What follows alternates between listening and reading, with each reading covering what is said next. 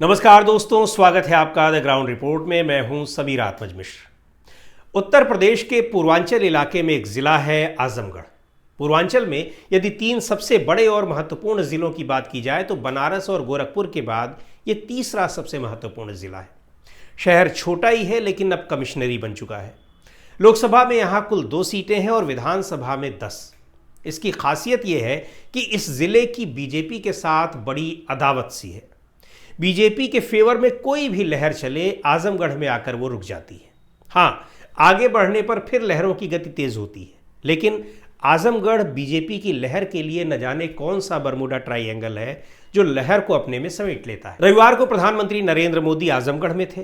ताबड़तोड़ परियोजनाओं का उद्घाटन करने के क्रम में यहां भी आए, इस उम्मीद में यहां देश को 74,000 करोड़ की परियोजनाओं की सौगात भी दे दी कि शायद अब की लहर कुछ गति पकड़ ले। भोजपुरी अंदाज में 2-4 वाक्य बोलकर आजमगढ़ के लोगों से जुड़ने की भी उन्होंने कोशिश की और 400 पार का नारा भी याद दिलाया। पर इस जिले का अब तक का रिकॉर्ड यही रहा है कि डबल इंजन की सरकार में भी यहां का मतदाता पसीजता नहीं है। पर इस बार पीएम मोदी ने खुद यहां आकर वो भी चुनाव से पहले ही लोगों को साधने की कोशिश की है। यही नहीं, उपचुनाव में यहां से जीते बीजेपी सांसद दिनेश यादव निरहुआ का टिकट भी नहीं काटा, जबकि खुद निरहुआ यह मान चुके थे कि उन्होंने क्षेत्र में ऐसी लोकप्रियता हासिल की है कि टिकट बिना कटे नहीं रहेगा। हालांकि उपचुनाव में उन्होंने समाजवादी पार्टी के नेता और अखिलेश यादव के चचेरे भाई धर्मेंद्र यादव को हराया था। इस बात से बीजेपी के लोग तो अभी भी जोश में हैं, लेकिन समाजवादी पार्टी के लोग अभी भी इसे अपनी हार नहीं मानते। खैर, प्रधानमंत्री यहां पहली बार आए हों ऐसा नहीं है, बल्कि पीएम रहते हुए यहां कम से कम 4 बार आ चुके हैं। जिस मंदुरी एयरपोर्ट का उन्होंने उद्घाटन किया 2018 में, उसके शिलान्यास के वक्त भी आए थे। बीजेपी की नजर यहां की दोनों लोकसभा सीटों पर है, जबकि आज तक आम चुनाव में बीजेपी ने यहां से सिर्फ 2 बार जीत हासिल की है। 2009 में आजमगढ़ लोकसभा सीट पर बीजेपी के रमाकांत यादव जीते थे, तो 2014 में लालगंज सुरक्षित सीट से नीलम सोनकर ने पहली बार कमल खिलाया था। एक और जीत अभी हाल में उपचुनाव में मिली, लेकिन इससे पहले बीजेपी के पक्ष में चली कोई भी लहर बीजेपी के काम नहीं आई, चाहे 1991 के चुनाव में राम मंदिर लहर हो या फिर 2014 में मोदी लहर। हाँ, 2014 में लालगंज सीट जरूर उसे मिल गई, लेकिन 2019 में वो सीट भी हाथ से निकल गई। 2019 में आजमगढ़ सीट से समाजवादी पार्टी प्रमुख अखिलेश यादव जीते, तो लालगंज सीट से बीएसपी की संगीता आजाद ने जीत दर्ज की। 2009 में भी बीजेपी तभी जीती जब रमाकांत यादव दूसरी पार्टी से होते हुए बीजेपी के साथ गए, और निरहुआ तो उपचुनाव में जीते, भोजपुरी सिनेमा के सेलिब्रिटी भी थे, और सबसे बड़ी बात यह थी कि बीएसपी के टिकट पर गुड्डू जमाली चुनाव लड़ गए, जिन्होंने समाजवादी पार्टी उम्मीदवार को काफ़ी नुकसान पहुंचाया। गुड्डू जमाली फिलहाल समाजवादी पार्टी में आ गए हैं।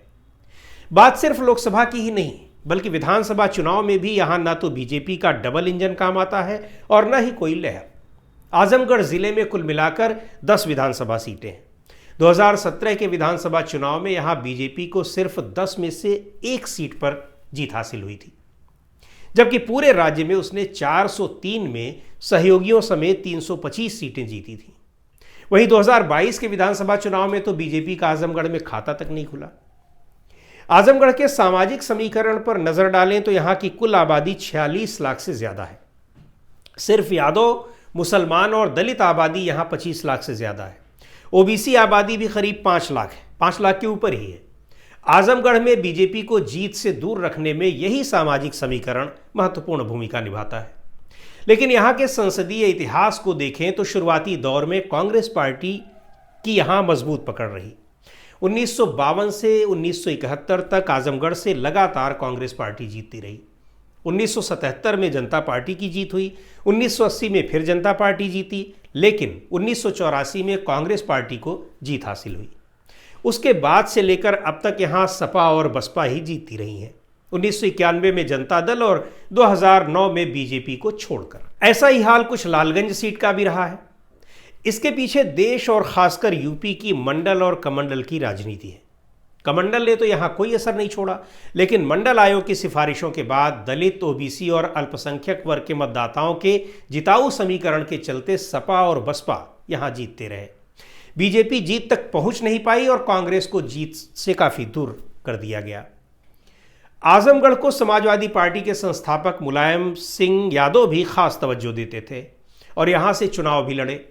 इससे भी यहाँ के जो पिछड़े मतदाता हैं उनका समाजवादी पार्टी की ओर काफ़ी रुझान रहा, झुकाव रहा और इसी वजह से समाजवादी पार्टी की इस सीट पर ज़बरदस्त पकड़ रही। दूसरी ओर बीजेपी यहाँ इसलिए भी जीत से इतनी दूर रही क्योंकि मुस्लिम मतदाता बड़ी संख्या में हैं। पहले उच्च वर्गीय मुसलमानों और अब पसमानदा मुसलमानों को अपनी तरफ करने की बीजेपी की तमाम कोशिशें भी अल्पसंख्यक मतदाताओं का दिल नहीं जीत पा रही हैं।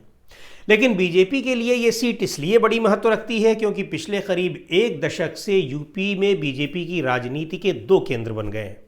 डबल इंजन सरकार में एक इंजन का प्रतिनिधित्व पीएम मोदी करते हैं जो वाराणसी से सांसद हैं, जबकि दूसरे इंजन का प्रतिनिधित्व योगी आदित्यनाथ करते हैं जो गोरखपुर से विधायक हैं।